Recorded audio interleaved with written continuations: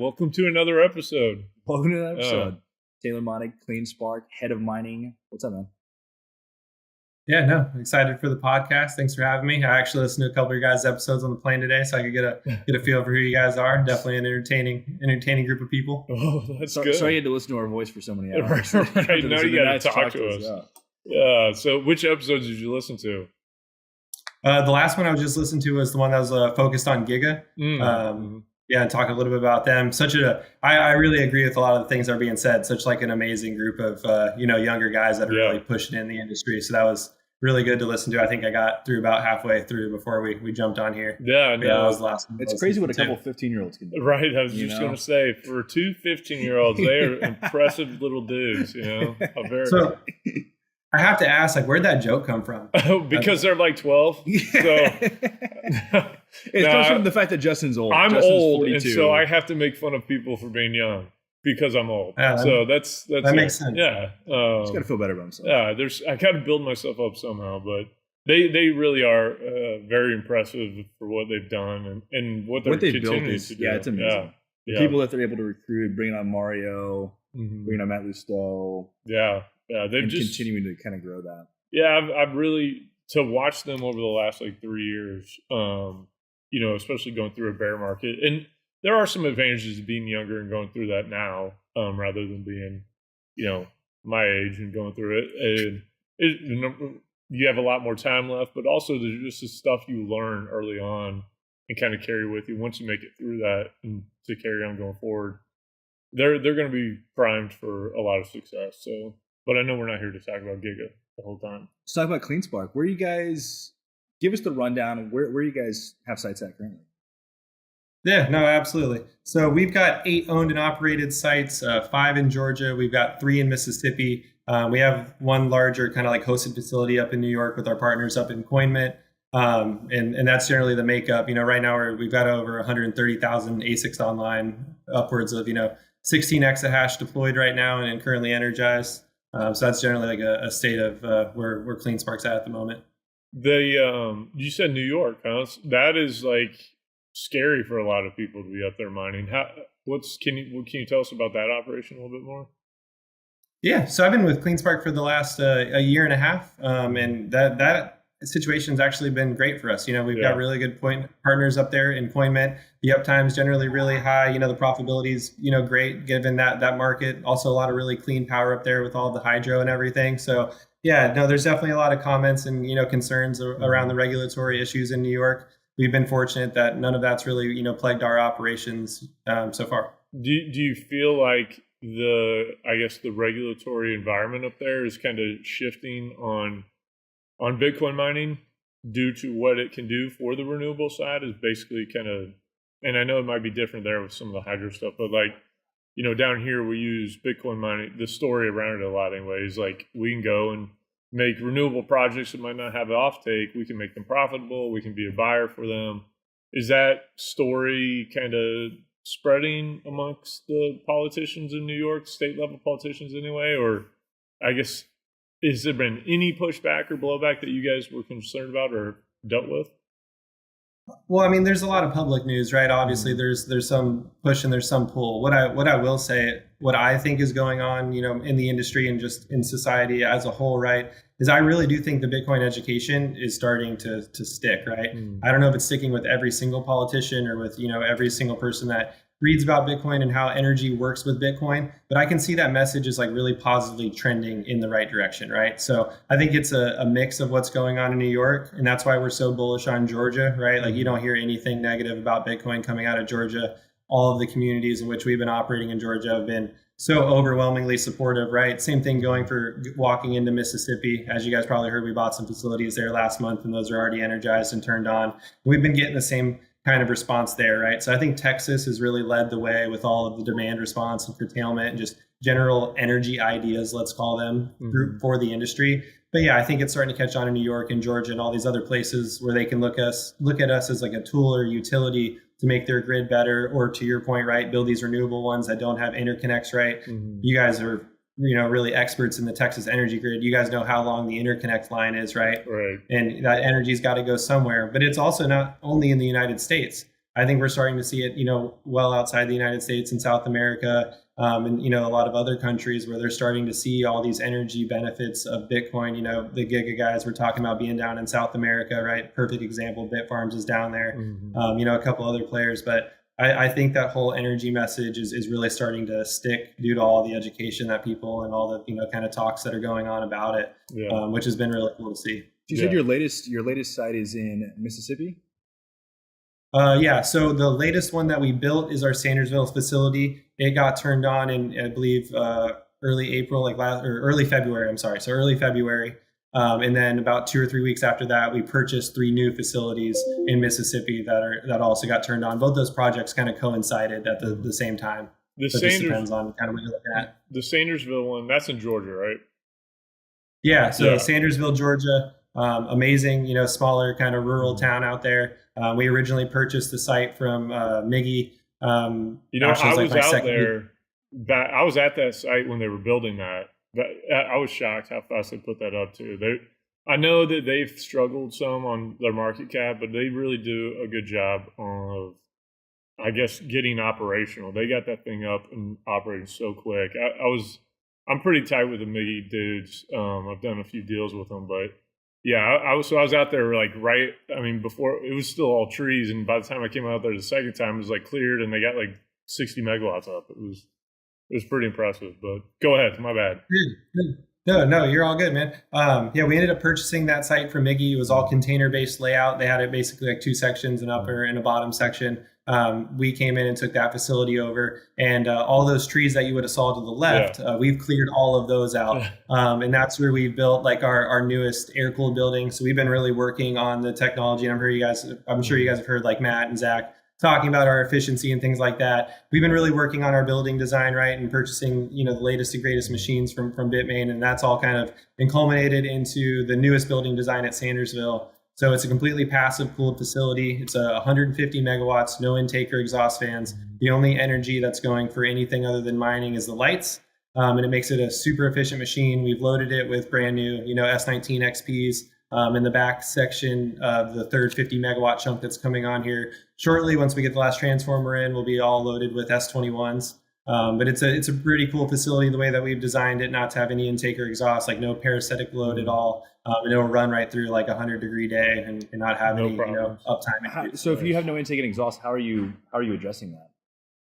Yeah, so we're actually utilizing the miner fans, and then we just have a clever way of basically making sure that the coolest ambient air that we can possibly be getting in is coming in one side. We've done a couple clever tricks on sealing and pressurizing the other side, and the way that we make the air kind of leave the site so it doesn't get sucked back into the intake. So it's really nothing groundbreaking or crazy. It's just a bunch of simple, clever little engineering things that we put all together to make it work in a really unique package.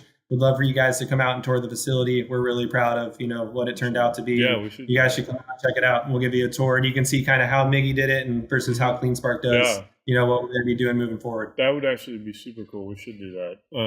You let us know when. We're always down to go do something like that. Do a field shoot. Field shoot for sure. So I got one more question on the Georgia stuff, just because, and this, this is different things you hear, I don't know, in the small grapevine that there is in the Bitcoin world, but the PPA situation in Georgia, because a lot of people did get burned in Georgia when natural gas prices spiked so much a couple of years ago. You guys had some type of crazy PPA, didn't you, that you basically were able to transfer over and buy or hedge your price in or lock your price in? Is that accurate, or am I completely way out? No, what I think you're referring to is our College Park facility. Our College Park facility did have a unique PPA. That PPA has since ran out. It's all public information. You can pull all that up and all the filings and everything. But we did have a unique power situation there. But as Zach and Matt have talked a lot about, we actually are in the kind of the open market, right, for energy prices within MEAG and our other providers there in Georgia.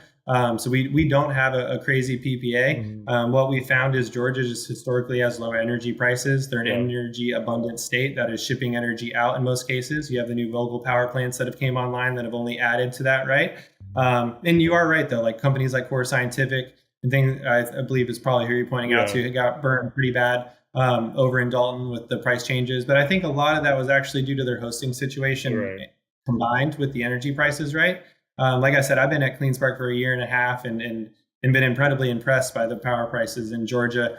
As you guys see from the kind of the filings and the competition from the public space, we're normally very high on the Bitcoin per exahash or utilize, exahash for what we have deployed. And that shows that we're not having to curtail for any sort of, economic reasons or anything like that, right? So it's been a really smooth operation, but it is much different than in, let's call it, Texas, where, we've had some historically really crazy power deals and things like that. Like our power providers, like I don't want to say we have, like our power providers have been great, right? Like the whole deal is back and forth. But I think what you were referring to is specifically that College Park facility that did have a very specific PPA for a certain period of time. Yeah. Okay.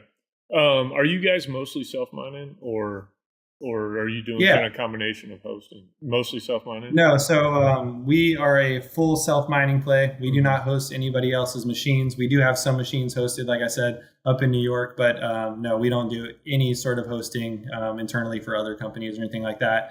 And that's one of the reasons why I actually joined CleanSpark, is that CleanSpark is fully focused on being an exceptional world-class Bitcoin miner, right? We're not veering off into HPC. We're not doing hosting. We're not doing all these other things. We believe that we are really good at Bitcoin mining, and we're really going to focus on being the best Bitcoin miner that we possibly can. So we skipped over what we typically ask everybody. Is like, how'd you get into Bitcoin? What's your story and how'd you get there? So let's go back to that. You've been at CleanSpark for a year and a half. Yeah, so let's go back to the origin story. And then did you work in Bitcoin prior to CleanSpark as well? So I got exposed to Bitcoin in college. I was actually taking like an environmental studies class. The professor honestly just really didn't like the Koch brothers and wanted to teach a whole entire class on why they were bad for the environment. And one day he didn't have material, right? And we went into alternative currencies with something that he wanted to talk about. And that was what exposed me to Bitcoin, which was, looking back, pretty hilarious. Was he a proponent or opponent? I think I know, but was he? Yeah. No, yeah, he was a huge proponent. He thought it was really interesting, right? And that's why he taught this class on it. Some of the Bcash, he went through kind of the origin story of how Bitcoin came to be. Some of the early people, Adam, and kind of the precursor technologies, right? And so that was how I was originally exposed to Bitcoin and got interested in it. At the same time, one of my best friends is a huge data center operator. He actually became the CTO of my company, TMG Core.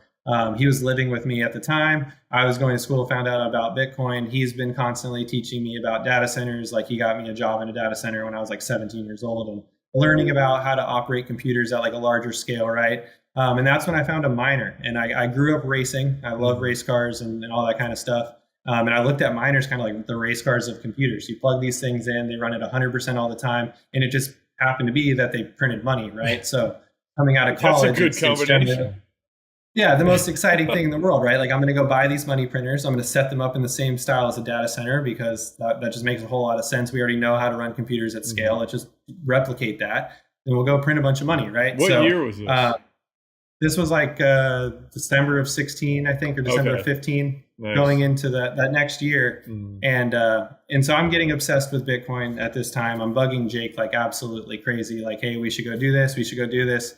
And, the overwhelming thing is, ASICs cost a ton of money and we're fresh out of school. I don't have a ton of money. Right. So ironically enough, I'm making YouTube videos talking about Bitcoin and all this kind of stuff. And I had a friend from high school come over. He just asked, hey, will you give me the short class? And 3:30 in the morning comes around, he's leaving the house and he looks at me, he's like, so what are you really doing? I know you, because I had a job as a recruiter, but he's like, that can't be what's going on. And so I showed him this business plan of this idea we came up with. We wanted to basically crowdsource money, find places where people had spare electricity, such as a college dorm, or you want to plug it into your dryer outlet, right? Crowdfund the miners, find free places to put them, divvy up the earnings of the Bitcoin, right? Pay everybody back and make a cut on doing that. That was our first business proposal. The back half of that business plan was build a super mine once we got to scale, right? Just consolidate all of the machines, bring them all into one central location, build it out like a data center, switch out the servers for miners and go from there. And ironically enough, he goes, I'll get you money for that. Haven't seen this kid in 4 years, right? Barely even friends. He literally just looks at me and goes, no problem, I'll get you money for that. Go back to my job and I'm sitting there at work. and it's 105 degrees in the Texas or in the Arizona summer, and I get a call from a random Texas number. His name's William Hidala. Tells me to get on a plane. 3 days later, you're coming to pitch this business plan, and they'll fund the whole entire deal. The deal was a lot of money. Yeah. Like, it was an exorbitant amount of money to get a lot of machines. Sure enough, I flew down there 4 days later, walked into a room of people I'd never met before with, our soon-to-be CTO, Jake, convinced him to leave his incredibly cushy job running these data centers that making tons of money. And we walked out. This guy grabbed Jake by the arm, looks at him and goes, "You got a dragon by the tail, kid." And I'll never forget this moment the rest of my life, right? And we walk out of that room. A couple of days later, they call us. They're like, we'll give you the money. We want to do the deal, but we're going to put, quote unquote, an adult in the room, which is why I had to kind of ask about the Giga joke, because I get the kid thing. They're going to put an adult in the room, but we want to do the deal. I've got a 3-month-old kid at home, and I have to leave my cushy job. Jake's leaving his cushy job, and I've got to go tell my girlfriend with the 3-month-old kid, "Hey, so we're going to move to Dallas with these random people we don't know, and we're just going to get this going." There's no documents or anything like that. Sure enough, we just go for it, right? Move to Dallas. Get an original mine was actually set up in Houston. And so TMG Core started from a company called Bid Everest, which rolled into TMG Core. TMG Core went from a large-scale miner to very focused on immersion cooling. We basically had someone walk into our mine from one of the major data center players and said, if you can do this style of density for ASICs, we need this in the data center. So we pivoted our business. Bitcoin was down bad, to say the least, right? While I was a Bitcoiner, not everybody in the company was a Bitcoiner, to be clear. The board was like, "Hey, we really want you to focus on this data center stuff." So I had to step away from Bitcoin, as hard as that was, for about 2 or 3 years, and really focused on single phase and 2-phase immersion cooling for data centers. And in that span, I got the itch and just said, we have to go back to Bitcoin. Basically petitioned our executive team, I'm either out or we're making a Bitcoin tank. And that's when Crypto Core kind of happened. And we got back into the Bitcoin space, got to work with all the public companies on setting up their immersion mines and just consulting, giving ideas. They came, and saw the tanks or whatever. And that's when I met Zach and Scott from CleanSpark. And that's kind of how we get here. Is I just really wanted to go back to mining full time. Like, I got put into a lot of like engineering and manufacturing type leadership roles at TMG Core, which I did enjoy. But at the end of the day, I'm just a Bitcoiner, and I really love Bitcoin mining. Computers are fun, but Bitcoin miners are really my passion. And then I met these guys, and I was ready to leave TMG. So I kind of shopped around, looked at people, but it was pretty clear from CleanSpark. Like, I really thought these guys had what it take to make it. And you meet Matt, you meet Zach, and you meet Gary, and like, it just comes together. So it was like a no-brainer. So I called them up, and they had been asked me to come over, and I was like, let's do this thing, and figured it out. So yeah, I've been a Bitcoiner through and through, but just really focused on like cooling computers, I guess. Is TMG Core still going separately? Are they still kind of blowing and going? So there's actually a pretty big announcement. In January, TMG was acquired by Monnig, who's like a competitor to Train. So they build data center cooling type things like that. So a lot of the executive team has rolled out of TMG Core and is on to other endeavors. And then a lot of the staff is still retained with Modine, and they're building out that technology, however they see fit. Isn't it freaking cool? And you young guys will probably appreciate this more later on, but like the fact that you're getting to do a job that you like this much and care about this much, I can tell you love it. It's remarkable, man. I get super happy because, like, I look at even the stuff I'm getting to do, and I'm like, man, I'm the luckiest freaking dude in the world. I love Bitcoin. I love energy stuff, and like now I get to not cut my hair and freaking just hang out and wear sweats and t-shirts everywhere. I'm at Adicon Energy Solutions now, and one of the guys over there, really successful construction history, is an older guy. More experienced guy. Sorry, Howard, not older guy. Very experienced guy. And like, he can see how much fun it is to watch people like us get to be in the space. And the one thing he always says, he's like, I got to get a hat because every meeting I'm in, everybody has a hat on. And I'm like, you know what? I start paying attention. I'm like, we all have hats on. Jake doesn't have one. But it's a weird day that I don't have a hat. I know, it is. And a good hair day. So. But like, we are getting to do stuff that we care about, and like in an industry that even the product we care so much about, and that I don't know, man. I feel really blessed at where I'm at in my life, and I'm right there with you. No, I mean, it's amazing to get to like work on Bitcoin, and it's amazing to get to work on Bitcoin at this scale, right? Right. Like over the year and a half, we've gone from 2 exahash to over 16 exahash. Like we deployed over 100,000 machines. Like we're designing our own data centers, we're building our own data centers, we're operating them, right? Like no, I mean it's like a dream come true. I tell people this all the time, and like my fiance is like so annoyed by it, right? Because like I'm constantly on Foundry and Foreman and like trying to help our team out, right? And it's not because like I feel like I need to. I just feel like you're just supposed to be doing it. You know what I mean? Like I was not interested in computers at all until I found Bitcoin mining. Like everybody finds that like really funny. Yeah, like, dude, me neither. I'm the technology guy, right? But like I never was interested in computers. I used them to edit my skate videos when I was a kid. Like that was about the extent, right? I used them to play video games, right? But the whole data center operations, like any of that, if you would ask my even freshman or sophomore year of college, or even going into junior year, if you would have told my friends like, hey, Taylor's going to be the computer guy, it wouldn't even have been a thing. Yeah. The only thing Taylor likes is race cars, right? And I was going to school for communications because I frankly didn't know what I wanted to do. And it was really nice that I rolled into that class and that day got exposed to it. But yeah, no, I have like literally the coolest job in the world, and I have like absolutely no problem saying it. No, I agree, man. So what about your guys' plans going forward? Are you guys looking to expand more, or are you trying to stay kind of regionally focused, or what do you look for, I guess, when you guys are determining where you want to go next? So we have like pretty, we have public guidance for like what our exahash is and like all that. So I'm not going to bore you with that. You can go ahead and read that. We're going to grow a lot. I guess that's a simple way to put it. But we only grow where it makes sense, right? If you look at the acquisitions that CleanSpark's made just from their start of their Bitcoin mining inception, right? They've all been very strategic. They've all been really well thought out, and they've been going into places where frankly, Bitcoin miners are wanted, right? So like in Washington, Georgia, we came in, cleaned up a little bit of a mess left behind by the previous company, right? Did right by the city, and then they've let us expand, right? We've built another 50 megawatts there just this past year. It's all up and running. Same thing in Sandersville, right? Like we go in, we support the local community, and we do all the right things. We make sure the mines are located in places that aren't going to bother, the citizens, or not next to homes, right? Like you don't hear about CleanSpark having any of those issues, right?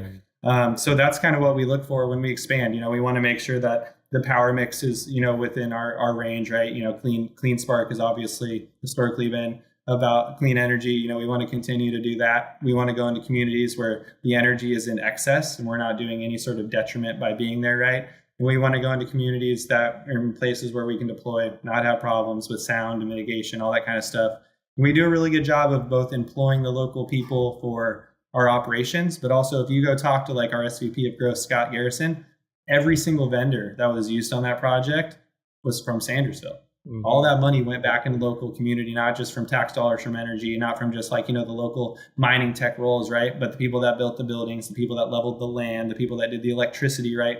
They're all in that community. So that's what we look for. We look for communities that we can go in and really build something of value, be there for a long time. Like our facilities are built to a very high quality. We're not just dropping pods in the middle of West Texas, right?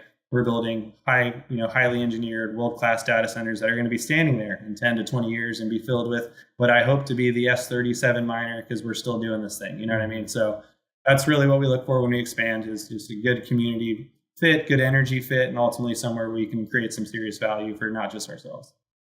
Well, it sounds like we need to get you guys in Texas somewhere. Yeah. You guys are like the only group that I feel like I haven't done something with to some level, like either bringing them a deal or working on a deal with them. So yeah, is Texas on the roadmap? Yeah, is Texas in the horizon. I won't say Texas is not on the roadmap, right? Like if someone brought us something where it made a lot of sense, the energy prices are good, right? Everything lines up, then we don't say no. But Zach always talks about having a solid strategy and strategy over ideology, right? Like we're not going to go to Texas just because everybody else went to Texas, right? Like our company caught a lot of flack for selling Bitcoin during the last bull run. That turned out to be a pretty good idea, right? Yeah.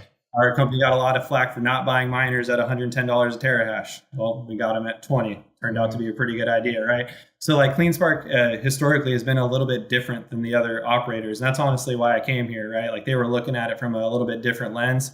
Texas has been incredibly valuable for a ton of operators, right? So hopefully we can find a facility that makes sense for us to go there, and that'll be happening one day. I spent a lot of time in Dallas. I love Texas. So I'm definitely not opposed to it. But when you look at operating computers, right, Texas isn't the best environment sometimes, right? It's extremely cold, it's extremely hot, it's extremely dusty, right? So there are reasons why miners don't want to go there. Georgia, the temperatures are considerably lower in the summer, right? We get a little bit of humidity, which helps us with a little bit of cooling, and things like that. The winters aren't as harsh, right? So, there's pros and cons to Texas. So hopefully we'll get out there one day in a situation that makes sense for us. But that's why they got you, like the operations guru, and coming out here and fix all these problems in Texas, man. I think you guys need. Oh, we can definitely build a facility that'll withstand Texas. Yeah. We had a really good hosting operation that we actually had with my old company at TMG. We had a couple megawatts hosted there, and it's actually how the relationship started between me and CleanSpark. So no, we definitely got a design that'll work. We just need a place to put it, and about power agreement and all the nuances of setting up a mine, right? We need all the stars to align, and that's happened for us a bunch in Georgia. It just happened again for us in Mississippi, and hopefully it'll happen one day in Texas. I just had the greatest idea. I have a buddy of mine who is building a 4-mile racetrack in San Marcos, right? Okay. What if we could somehow merge the racetrack with a mining operation? What if we could I'd probably never leave. Yeah, probably what have if to you could just bring your two. two loves together? I have no clue what his power situation looks like, but as soon as we get off here, I'm going to call him and see. That could be cool. That'd be like a dream. Yeah. No, I always tell people, love two things. It's race cars and Bitcoin. So yeah, I'd probably have to move my whole family down there. So. So tell us about the racing. We talked about it a little bit before we were recording, but so yeah, what's your story with the racing? And like, I don't know anything about racing. I know Jake does. I can talk racing all day. Yeah. So what do you do? Where do you race? Are you good? Yeah. You win? Yeah. So it's been a family affair. You know what I mean? Yeah. So my dad was a driver. He also owned his own racing team. Did some like Porsche racing and some Formula Atlantic racing. No kidding? Really? Yeah. That's awesome. Yeah. If you look up Justin Entertainment, like Formula Atlantic, probably some old photos will come up of my dad with his long hair and doing his thing. But yeah, my dad shoved me in a go-kart when I was like a little kid, like 5 or 6 or whatever, and we started racing.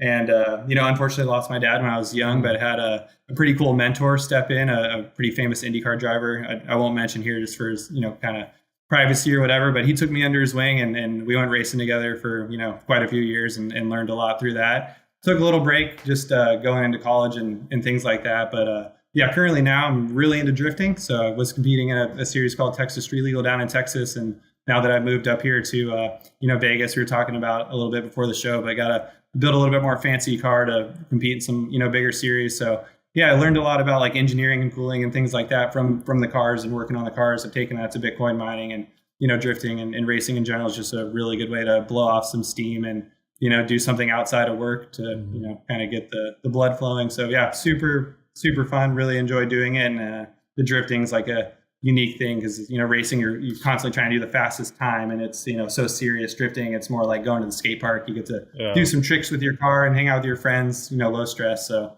yeah, it's really cool, man. That sounds awesome. And we should do a joint, like we should do a site visit / track visit. Yeah. Track visit too. Yes. Yeah, if you guys open invite if you guys ever want to come drifting. I always bring another helmet. Let's go passenger seat in the car. We do ride-alongs and stuff like that. Let's So do yeah, that, man. open That invite. sounds so freaking cool. I don't want to drive though. I'll ride. We did our own Netflix show. Yeah, we do. That sounds perfect. Let's do that. Oh, that sounds incredible, man. Yeah. So, okay. So we got a couple things on the agenda. We need to go get a deal done with CleanSpark in Texas and find them a spot. We got to go do a show in. I guess do they have that in Georgia? They have a track in Georgia we could go to? Yeah, there's a bunch of different tracks. I mean, Road Atlanta, one of my favorite racetracks, is down there. Atlanta Motorsports Park. Yeah, there's a couple different options. It'll be hard to get a car there, but I'm sure we can figure it out. Jake, you got a car? I don't know. My STI wouldn't drift very well. Yeah. So what are you driving? Tell us what you're driving. Yeah, I drive a 350Z. Still got the stock engine and everything in it, but it's got a bunch of suspension parts that basically make the wheels go farther in each direction so you can drift. It's got like the hydraulic handbrake and all that kind of stuff to lock the wheels up. I built it just so I could drive it a lot. Like obviously with work, we're super busy, so I don't have a lot of time to be fixing things. So figure leave the motor stock and just kind of beat it up and have all the suspension parts to go do the drifting. It's worked out well. I've driven probably 500 laps since I've had to work on it last. So knock on wood, it doesn't blow up soon just because I said that on this podcast. But yeah, I built it to be low stress, have a lot of fun at the track, park it back Sunday night, go back to work Monday, and then, pull it out, a couple Fridays after that and head back to the track. Dude, this is making me, I have too many jobs right now, so I'm not getting to do anything fun. Actually, I say I went fishing last week a couple of days. You just so got like 200 nice. fish. Dude, we caught 300 fish in literally 8.5 hours. I don't know. Do you fish, Taylor? No, I don't. Man, I was in Canada. We caught 193 walleye in 3.5 hours the first day I went. And then the second day I went, we caught 195 in 5 hours. It was incredible. And they were all big walleye. So Rainy River, pre-spawn, is the best freaking fishing I've ever done. But I also was on meetings while I was fishing. In fact, I had one meeting. I was waiting I had my computer up and I'm like hotspotting in through my phone. And I'm like, I got to keep casting because like literally it's almost every cast. And so I'm waiting for them to get on and I hook like a 26-inch walleye and they get on there and I'm like, guys, I'm sorry, I got to get this fish in. So I get it in. And I'm holding it up to the camera showing this fish. I'm like, and this is a big group. Like, this is a very, very large mining group. And I'm just like, they're never going to use me again. But, it's all right. It's all right. Hey, it sounds like to me you're dedicated. You're taking some time from your vacation to work and get the job done. I mean, I think that's what's important, right? Taylor, I like it. Yes, you're right. Thank you. I was actually showing a lot of like dedication and fortitude. I mean, half the times we go get dinner at 9 o'clock, you're like sitting there on calls. No, it's true. So.